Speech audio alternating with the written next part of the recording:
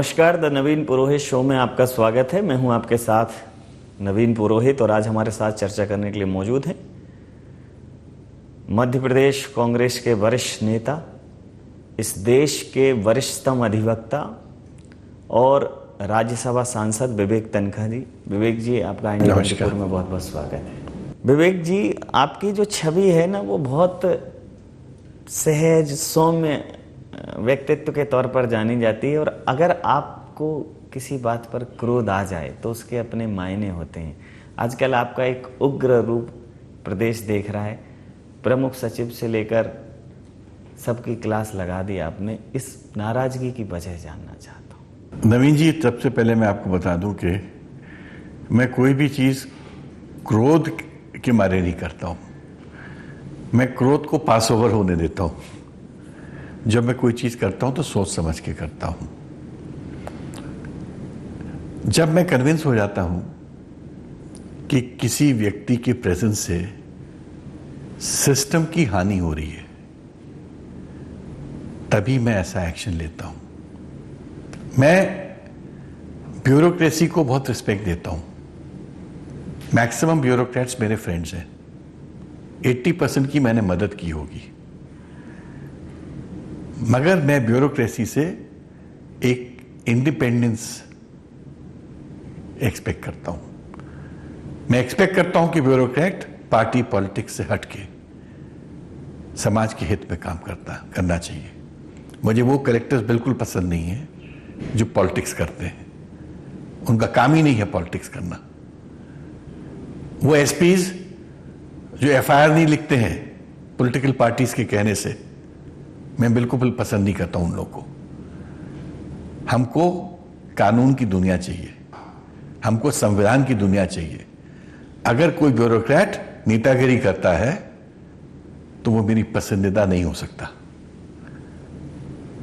अफसोस की बात है, जो हमारे चीफ सेक्रेटरी हैं, उनकी एक छवि जो पिछले कई सालों की थी, वो शिवराज जी की पॉलिटिकल एडवाइजर की थी, ना कि एक चीफ सेक्रेटरी की थी, जो मैं पसंद नहीं करता हूं। चीफ सेक्रेटरी का काम चीफ सेक्रेटरी का होता है। He has to be independent of the chief minister. उनको चीफ मिनिस्टर को रोकना चाहिए गलत काम करने से। That's his job, that's his duty. अगर चीफ सेक्रेटरी ही एडवाइजर हो जाएगा चीफ मिनिस्टर का पॉलिटिक्स का, तो यही हश्र होगा जो मध्य प्रदेश का आज हो रहा है। जिस प्रकार से सर, अगर मैं कांग्रेस पार्टी की बात करूं, आप भले ही कांग्रेस पार्टी के एक वरिष्ठ नेता के तौर पर जाने जाते हैं, लेकिन अगर मैं आरटीआई एक्टिविस्ट की बात करूं, विसिल ब्लोअर्स की बात करूं, सामाजिक संगठनों के मुखियाओं की बात करूं, तो आप उनकी पहली पसंद बने होते हो। मैं उनकी लड़ाई लड़ता हूं। मैं आरटीआई एक्टिविस्ट, विसिल ब्लोअर्स और जो लोग समाज के लिए लड़ने को तैयार हैं, मैं उनका सम्मान करता हूं। मैं आउट ऑफ द वे जाके उनको प्रोटेक्ट करता हूं, खुद भी करता हूं, लोगों को प्रोत्साहित करता हूं कि आओ मेरे को ज्वाइन करो, उनको प्रोटेक्ट करो। कितनी बार मैं आनंद राय, अपना अजय दुबे, आशीष चतुर्वेदी, प्रशांत पांडे और कई मैं नाम ले सकता हूं। जी जी। जब ये लोग संकट में होते थे, पूछे, मैंने अकेला, मैंने तो जो किया। मैं कपिल सिब्बल को भी लेके आता रहा साथ में। चलिए कपिल जी मेरे साथ, इनको अपन साथ में प्रोटेक्ट करेंगे। मैं चाहता हूं एक मैसेज जाए सोसाइटी में कि जो सोसाइटी के बड़े संरक्षक हैं, जो कानून के संरक्षक हैं, वो ऐसे लोगों के साथ खड़े होंगे जो देश हित की बात करते हैं। कई बार सर, ये जो विसिल ब्लोअर्स हैं, वो जब बात करते हैं तो वो बात कई बार ऐसा होता है कि वो कांग्रेस के भी अगेंस्ट होती है, लेकिन बात अगर जेन्युइन है तो विवेक तनखा जी खड़े होते हैं। तो कई बार ऐसा नहीं लगता कि मतलब आजकल लोग पार्टी लाइन को लांघना ही नहीं चाहते? नहीं, हम देश के प्रति वफादार हैं। मेरे लिए कंट्री कम्स फर्स्ट। मैं अगर पार्टी में भी हूं तो देश के लिए हूं। मैं पार्टी को देश हित के लिए पार्टी को देश हित के काम का माध्यम बनाता हूं। तो इसलिए मुझे इसमें कोई कॉन्ट्रडिक्शन नहीं दिखता। और मैं कोई ऐसा कार्य नहीं करूंगा जो मुझे देश के हित में नहीं दिखेगा। अभी अगर मैं लॉ स्टूडेंट्स की बात करूं या जो विधिक कार्यों में जो भी लोग कार्यरत हैं, तो पूरा देश आपको एक लॉ मेंटोर के तौर पर भी जानता है। तो राजनीति में भी वही आप चाहते हैं कि जो संविधान की मूल अवधारणा है कि रूल ऑफ लॉ हो, रूल ऑफ पॉलिटिकल पार्टी ना हो, रूल ऑफ ब्यूरोक्रेसी ना हो, रूल ऑफ लॉ हो। आप यूरोप जाते हैं, वही इंडियन जब दिल्ली एयरपोर्ट में प्लेन में बैठ के लंदन में पहुंचता है या अमेरिका जाता है, उसका बिहेवियर चेंज क्यों हो जाता है? वो रूल्स को क्यों फॉलो करने लगता है? वो इंडिया में जैसे बिहेव करता है वैसे क्यों नहीं करता है? सड़क पे क्यों नहीं थूकता है? सड़क पे पेपर क्यों नहीं फेंकता है? क्योंकि कानून का भय है वहां पर, और कानून पब्लिक के जहन में है। पब्लिक कानून को सर्वोपरि समझती वहां पर। एक दफे एक बहुत बड़े इंडियन मिनिस्टर ने, बहुत सीनियर इंडियन मिनिस्टर ने मुझे बताया था, अभी की बात नहीं, 20 साल पुरानी बात बता रहा हूं। वो स्वीडन गए थे और स्वीडन में एक दिन जो छुट्टी का दिन होगा, वो अपनी खुद की कार चला के उन्होंने कहीं जाके पार्क की। तो वो जो छोटी सी लड़की आई, उसने उस मिनिस्टर साहब को डांटा। He said, hey you can't park your car here, मतलब तुम अपनी कार यहां पार्क नहीं कर सकते, this is not for parking place. तो जैसे हम इंडिया में होते हैं, मिनिस्टर साहब ने उस लड़की से जरूरत किया, बोला हु आर यू? हम कहते हैं तुम कौन होते हमसे पूछने वाले कि हम कहां पार्क करें, चाहे हम गलत भी कर रहे हैं। She says, I am a citizen of this country. Her citizen is a policeman of the country. मैं वो स्टेट चाहता हूं। मैं चाहता हूं देश का हर नागरिक देश का पुलिसमैन बने। मैं नहीं चाहता जो आज अजारकता का जो माहौल बना है। क्यों है? हम पॉलिटिक्स में अजारक लोगों को महत्व देते हैं, हम ब्यूरोक्रेसी में करप्ट लोगों को सर पे चढ़ाते हैं, हम उनका एडवांटेज लेना चाहते हैं। जिस सोसाइटी में ये सब होता है वो पतन के संकेत होते हैं। आप जब सड़ान होती है ना, तब ये सब चीजें होता है। एक corrupt bureaucracy, corrupt police, corrupt administration, corrupt politicians. Madhya Pradesh is a corrupt state today. हर चीज पैसे से होती है यहां पर, हर चीज पैसे से नापी जाती है। क्या आप ऐसे समाज आप चाहते हो कि ये समाज अगले 25 साल चले? अगर मैं सर आपकी बात करूं, जहां आज संवैधानिक संस्थाओं पर तमाम प्रश्न चिन्ह उठाए जा रहे हैं, अब तो लोग न्यायपालिका पर भी सवाल उठा देते हैं, लेकिन हर बड़े मंच पर आपने हमेशा ये कहा है, जबकि एक लॉयर का सीधा संघर्ष जो है, जो वार्तालाप है, जो संवाद है, वो जजेस से ही होता है। कई जगह सहमति होती है, असहमति होती है, लेकिन आपने हमेशा न्यायपालिका को नॉन क्वेश्चनेबल ही रखा है। और अभी भी एक हालिया आपका बयान था कि हमारी न्यायपालिका जो है सर्वोत्कृष्ट है, न्यायप्रिय है और उसको कोई डिगा नहीं सकता। देखिए, न्यायपालिका को सपोर्ट करना मेरा धर्म है, मेरा संविधान कहता है। न्यायपालिका इंडिपेंडेंट रहे, यह संवैधानिक रचना है। अगर न्यायपालिका को कोई गंदगी फैलाता है, उसके अगेंस्ट एक्शन होना यह भी हमारा धर्म है। मैं उन दो चीजों को एक नहीं समझता जी। कोई गलत करता है, उस पर action low, it doesn't matter कि वो किस पालिका का है। इसलिए मैं कह रहा हूं, वर्ल्ड में कोई ऐसी पोस्ट नहीं होती, कोई ऐसी पोजीशन नहीं होती विच इज अनअकाउंटेबल। और आप देखेंगे पार्लियामेंट के माध्यम से आगे पीछे मैं एक प्रेशर ग्रुप बना के बैठा हूं कि एक अकाउंटेबिलिटी बिल आए इवन फॉर न्यायपालिका। ठीक बात। अगर मैं सर मध्य प्रदेश के परिदृश्य की बात करूं, तो पिछली बार आप लोगों के अथक प्रयासों से सरकार बनी और गिर गई। लेकिन इस बार चूंकि जिस प्रकार का माहौल है, आपसे जानना चाहता हूं, पूरे प्रदेश भर की समस्याएं आप तक पहुंचती हैं, पीड़ित व्यक्ति होता है तो पहुंचता ही आपके पास है जी। तो आपके पास बिल्कुल उसकी कहना चाहिए स्कैंड प्रॉब्लम पहुंचती। बाकी को तो वो थोड़ा इधर उधर की भी बता सकते हैं, लेकिन आपके पास तो उसको छुपाने के लिए कुछ होता नहीं। तो क्या प्रदेश में कांग्रेस का आप भविष्य देख रहे हैं कि दोबारा सरकार आएगी? मैं गलत नहीं कहूंगा अगर मैं कहता हूं कि एक पॉलिटिक्स में एक फ्रेज है वोटर फिटीग। वोटर थक जाता है, वही चेहरे देख देख के थक जाता है।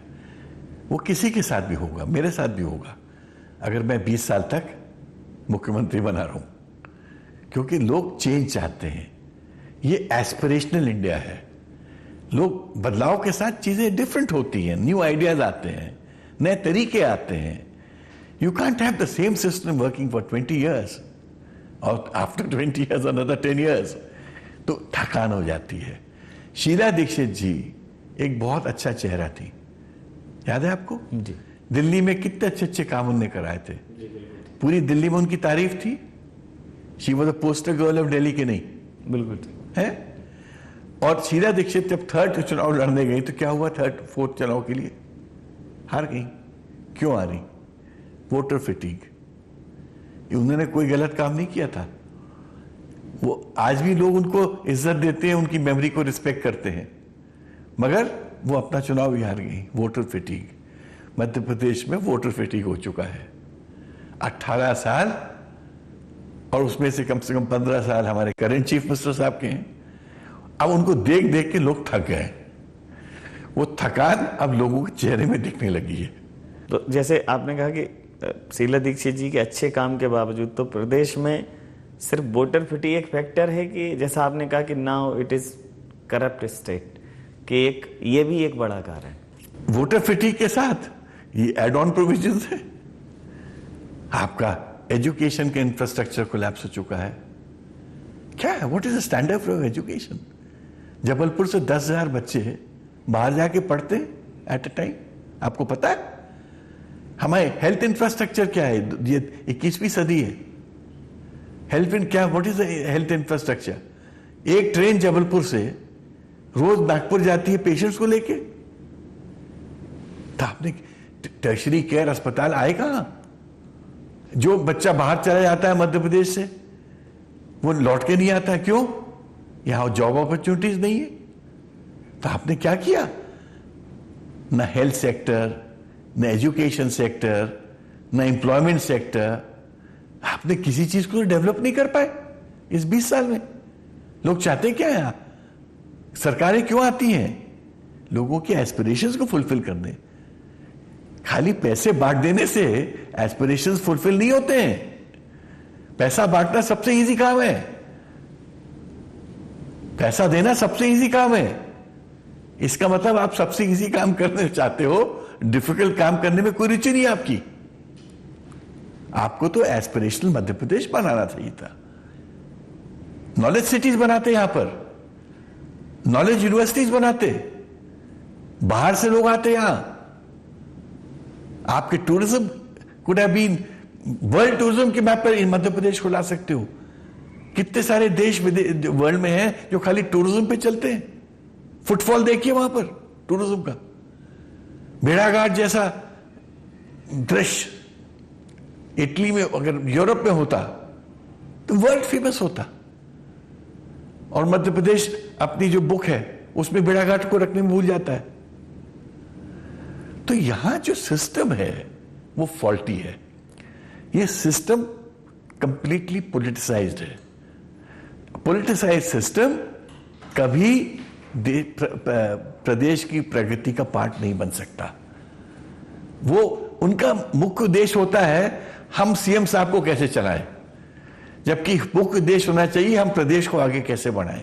प्रदेश आगे बढ़ेगा, सीएम साहब खुद चलेंगे। तो क्या आप ये एश्योर कर सकते हैं कि अगर सरकार बदलती है, कांग्रेस की सरकार आती है, तो ये जो सिस्टम है वो मैजिकली चेंज हो जाएगा? सर, मैजिकली कोई चीज चेंज नहीं होती है। आपको चेंज लाना पड़ता है। आपके पास ऐसे लोग होने पड़ते हैं जो चेंज की बात करें, जो चेंज को समझते हैं, जो एडमिनिस्ट्रेटिव चेंज ला पाए, जो पुलिसिंग की चेंज ला पाए, जो जुडिशरी में चेंज ला पाए। क्या आपको एक्सेप्टेबल है कि जुडिशरी में इतने सारे केसेस पेंडिंग रहे और हम सब मुक्त दर्शक रहे?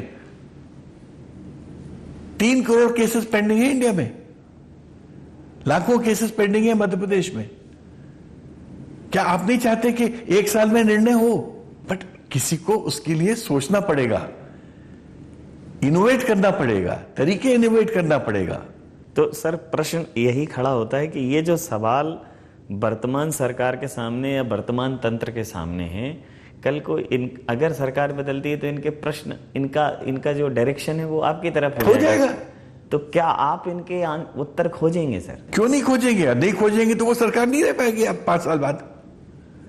अगर आप पब्लिक एस्पिरेशंस को मीट नहीं करोगे तो आपको चेंज कर देगी पब्लिक। नई सरकारें आएंगी, नई पार्टीज भी आ सकती हैं। वर्ल्ड तो एवोल्यूशनरी होता है ना। लेकिन सर नई पार्टियां जो जैसे आती हैं, अभी एक नया ट्रेंड चल गया है सर, जैसे केजरीवाल जी हैं तो वो भी 300 यूनिट बिजली मुफ्त, तो ये मुफ्त वो मुफ्त, मतलब राशन मुफ्त। देखिए, इसके 2 पार्ट्स होते हैं। इंडिया एक गरीब देश है, पॉवर्टी लाइन यहाँ काफी लंबी है, हम पॉवर्टी को इग्नोर नहीं कर सकते। तो कुछ बेसिक नेसेसिटीज होती हैं जो आपको देनी चाहिए लोगों को। पानी, स्वच्छ पानी लोगों तक पहुंचना चाहिए, खाने का राशन लोगों तक पहुंचना चाहिए, छोटे बच्चों को 14 साल तक उनका एजुकेशन, उनका खान पान स्टेट की ड्यूटी होती है। तो कई चीजें करना जरूरी होता है। अब उसके बाद आज के जमाने में पॉपुलिज्म, कॉम्पिटिटिव पॉपुलिज्म, उसमें भी कुछ पार्टीज को लगता है कि इससे हम लोगों को जल्दी से प्रभावित कर सकते हैं। जो बातें मैं कह रहा हूं वो लॉन्ग टर्म है, उसमें विद्वत्ता लगेगी, बुद्धि लगेगी। अब वो बुद्धि कौन लगाए, विद्वत्ता कौन दिखाए? तो इसलिए शॉर्टकट यही है कि आप जो स्टेट का बजट है वो जल्दी से जल्द लोगों तक पहुंचा दो, लोग आपसे खुश रहें। बट उससे वो टेम्पररी खुशी की बात कर रहे हो आप। जब तक आदमी को आप सक्षम नहीं बनाओगे, जब तक व्यक्ति को सक्षम नहीं बनाओगे, वो एक यूजफुल सिटीजन इस प्रदेश का या देश का नहीं हो सकता है। तो आपको नहीं लगता कि ये महत्वपूर्ण बातें वर्तमान राजनीति में तो कहीं है ही नहीं? मैं यही चेंज की तो बात कर रहा हूं नवीन जी। मध्य प्रदेश को बदलना, अगर अपने आप ही को आगे बढ़ाना है तो मध्य प्रदेश को बदलना पड़ेगा। अभी जब कांग्रेस सर ये वचन देती, मुझे लगता है कि वचन ठीक है जो आपने कहा है कि एक बड़ी जनसंख्या ऐसी है जिसको एक बड़े सपोर्ट सिस्टम की आवश्यकता है, लेकिन वचन के अलावा विजन भी तो दो। मैं वही तो कह रहा हूं, मेरा वही तो झगड़ा है। जो मेरा झगड़ा है सिस्टम से वो यही है, पॉलिटिक्स से हटके है ये। बिल्कुल। मेरा विजन पॉलिटिक्स तक सीमित नहीं है, मेरा विजन पार्टी तक सीमित नहीं है। I am loyal to my people, I am loyal to my state. Party तो एक माध्यम होती है इन सब चीजों में। I want this state to change, ये स्टेट बदले।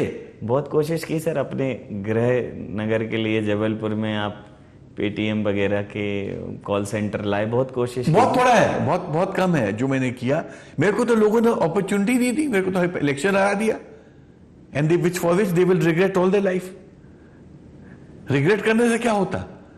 मेरा तो ड्रीम था वहां जबलपुर में एक जबलपुर नई सिटी बननी चाहिए। आजकल नई city public private partnership model में बन सकती थी। लेकिन ये सरकार भी तो सर स्मार्ट सिटी लाई है। स्मार्ट सिटी, मैंने अगेन हरदीप पुरी जी से बात पूछी, मैंने कहा आप स्मार्ट सिटी, ओल्ड सिटी को में ही स्मार्टनेस लाने की बात करते हो। वहां रोड कुछ ब्रॉड कर देते हो, कुछ ट्यूबलाइट की जगह कुछ और लाइट लगा देते हो, कुछ वहां बाथरूम बना देते हो, कुछ सिटिंग एरिया चेंज कर देते हो और उसको स्मार्ट सिटी करने लगते हो, कुछ ग्रीन एरिया बना देते हो।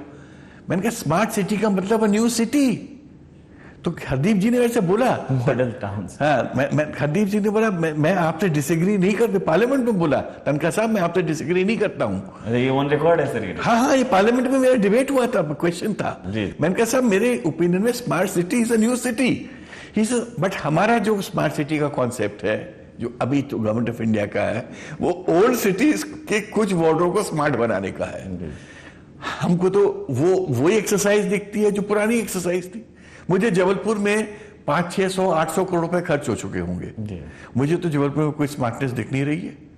मुझे नहीं मालूम कि भोपाल में वो स्मार्ट सिटी के जो हजारों करोड़ खर्च हुए होंगे, उसके बाद कोई आपको एक्स्ट्रा स्मार्टनेस दिख रही है? सोचो एक नया भोपाल बना देते आउटस्कर्ट्स में, एक मॉडर्न सिटी बना देते, एक नॉलेज सिटी बना देते, एक नोबेल लॉरेट को वहां पर आप उसका हेड बनाते। अरे असीम आइडियाज है, मगर सोचने को तो तैयार हो। लेकिन एक और आइडिया आ गया sir, one nation one election का। देखिए, वन नेशन वन इलेक्शन एक आइडिया है, और it's not a bad idea, but क्या पार्लियामेंट्री सिस्टम में इंप्लीमेंटेबल है? अगर पार्लियामेंट ही अगर 3 बार डिसॉल्व हो जाएगा 5 साल के टेन्योर में, तो वन नेशन वन आइडिया कैसे हो जाएगा? इलेक्शन कैसे होगा? 90s के दशक में 3 इलेक्शन हुए थे। 96 में हुआ था, फिर 13 दिन की गवर्नमेंट गिरी थी, फिर 13 महीने की गवर्नमेंट गिरी थी, फिर 5 साल गवर्नमेंट चली थी। सपोज अगला पार्लियामेंट के चुनाव में एक ऐसी पोजीशन आ जाती है कि किसी को मेजॉरिटी नहीं है और यही परिस्थिति फिर से बन जाती है, तो कौन सा वन नेशन इलेक्शन हो पाएगा? ये पार्लियामेंट्री सिस्टम में संभव नहीं है। प्रेसिडेंशियल सिस्टम में पॉसिबल है, जिसमें एक फिक्स टेन्योर होता है और फिक्स डेट होती है।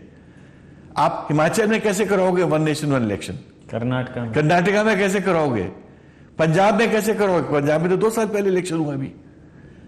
आप अगर ये जो हार आपको दिख रही है, बीजेपी को जो एक हार दिख रही है इस वक्त, राजस्थान, मध्य प्रदेश, छत्तीसगढ़, इवन तेलंगाना में कांग्रेस अच्छा कर रही है। आपको अगर कांग्रेस की बढ़ते कदम से डर है और आप उसको रोकना चाहते हो और उसको वन नेशन वन इलेक्शन में कैमोफ्लेज करते हो, तो ये आपका इशू फेल हो जाएगा। अगर ये नेशनल ऑब्जेक्टिव होता तो एक अलग बात थी। अगर ये पॉलिटिकल ऑब्जेक्टिव से बोला जा रहा है तो लोग देख सकेंगे। और आपने अगर अपनी ब्रूट मेजॉरिटी से अगर कानून बदल भी दिया और इलेक्शन को पोस्टपोन भी करा दिया, तो रिजल्ट तो वही होगा अप्रैल में भी, कोई रिजल्ट में चेंज नहीं आएगा। आपके कुछ क्वेश्चन सर हमेशा से, मतलब जो ये टेक्निकल वोटिंग है, वोटिंग मशीन्स पे आपका क्वेश्चन वहाँ भी रहा है कि ये वोटिंग मशीन की, जब देखिए यहाँ बैठे हुए हैं और ऊपर लाखों किलोमीटर दूर एक रोवर या प्रज्ञान, एक कोई भी सिस्टम यहाँ से कंट्रोल हो रहा है, तो वोटिंग मशीन क्यों नहीं हो सकती? जिसमें चिप होगी, किसी भी सिस्टम में चिप होगी, वो लेकिन वो वीवीपैट और वो सब और चैलेंज भी कर देते हैं सर। देखिए, चैलेंज होता है, चैलेंज कई बार एक्सेप्ट होता है, कई बार नहीं होता है। अब वो उसमें प्रूफ की बात होती है, डिसप्रूफ की बात होती है, पर द फैक्ट इज विश्व में जितनी एडवांस कंट्रीज हैं, क्यों वो ईवीएम से वोटिंग नहीं कराती? और जो कराती थी उन्होंने सिस्टम क्यों चेंज कर दिया? क्या हम अमेरिका से ज्यादा एडवांस हैं? क्या हम यूरोप से ज्यादा एडवांस हैं? क्या हम सिंगापुर से ज्यादा एडवांस हैं? ऑस्ट्रेलिया से ज्यादा एडवांस हैं? तो अगर वो सब कंट्रीज ने सोचने के बाद ईवीएम को एक्सेप्ट नहीं किया, इसका मतलब ये सब कंट्रीज जानती हैं something which is hackable, I may not have proof but it is hackable, it can happen. तो why have that in a democracy? Democracy को प्योर रखो, प्रजातंत्र को प्योर रखो, उसको कलंकित मत करो। आप ये सब करके प्रजातंत्र को कलंकित करते हो। आप संविधान के, government should be the protector of the constitution, you can't be the predator. तो मेरा सोच ही अलग है। मैं जिस तरह से नेशनल गवर्नमेंट चल रही है, जिस तरह से गवर्नमेंट चल रही है और जिस तरह से गवर्नमेंट के इंस्टीट्यूशन चल रहे हैं, मेरी घोर आपत्ति है। चीफ सेक्रेटरी उसी का एक पार्ट है। एक लास्ट क्वेश्चन सर, कि जैसा आपने कहा कि मतलब लोग आपको मैन ऑफ कमिटमेंट के तौर पर जानते हैं, कि ये जो बातें आज यहाँ हो रही हैं और वर्तमान सरकार और वर्तमान सिस्टम पर जो सवाल हैं, तो जब सरकार अगर कहीं बदलेगी और ऐसी परिस्थितियां रहेंगी, तो क्या विवेक तनखा जी के क्वेश्चन अपनी खुद की सरकार पर भी रहेंगे? 100%। मैं उस दिन तक ही पॉलिटिक्स में रहूंगा जिस दिन तक मेरी सार्थकता रहेगी। आप क्या सोचते हो कि मैं पॉलिटिक्स में मैं पैसा कमाने आया हूं या कोई नाम कमाने आया हूं? मेरे को नाम और यश तो वैसे ही मिल चुका था जब मैं आया हूं, बल्कि मेरे को आने के बाद मेरा डिसएडवांटेज हुआ पॉलिटिक्स में। जो मेरे पास पहले सब लोग आते थे केसेस के लिए, बाद में वो स्ट्रीम लिमिटेड हो गई। मेरा तो पर्सनली तो लॉस हुआ है मुझे पॉलिटिक्स से आने से। बट ये एक अलग गेम है, ये प्रजातंत्र की एक लड़ाई है, प्रजातंत्र की रक्षा की लड़ाई है। पार्लियामेंट बिगेस्ट इंडिया का पंचायत है। मैं पार्लियामेंट को सुप्रीम कोर्ट से भी बड़ा समझता हूं। सुप्रीम कोर्ट की अपनी महत्व, वो अलग चीज है, but parliament represents the country, supreme court represents the law. Country is bigger than law because law is for the country. तो हमको ये बातें समझनी पड़ेंगी और पार्लियामेंट को भी हमको रोबस्ट बनाना चाहिए। पार्लियामेंट में भी अच्छे पार्लियामेंटेरियंस लाने चाहिए। मैं तो आई वांट पार्लियामेंट में डिबेट हो। मुझे पार्लियामेंट में जो ये हंगामा होता है और पार्लियामेंट जो नहीं चल पाता है, मेरे को बिल्कुल नहीं पसंद है। मैं स्पष्ट रूप से बोल रहा हूं। Parliament is for speaking, parliament is for debate, parliament is for law making. और होता क्या है, जो मेरा एक्सपीरियंस है, मैं स्पष्ट रूप से इस देश को बोल रहा हूं, लीडर्स नहीं चाहते कि पार्लियामेंट चले, पार्लियामेंटेरियंस चाहते हैं पार्लियामेंट चले। क्योंकि पार्लियामेंट चलता है तो पार्लियामेंटेरियंस को फायदा है, हमारी बातें लोगों तक पहुंचती हैं। और जब पार्लियामेंट नहीं चलता है तो लीडर्स को फायदा होता है, उनकी बात चलती है। ऐसा कोई बोल सकता है इंडिया में आज जो मैं बोल रहा हूं? सो बद से बदतर हो रहा है संविधान का नारा और उम्मीदों का सूरज निकला अंधा और आवारा। शोक गीत में बदल रही है धीरे धीरे लोरी, राजनीति ने फंदा डाला राजनीति की डोरी।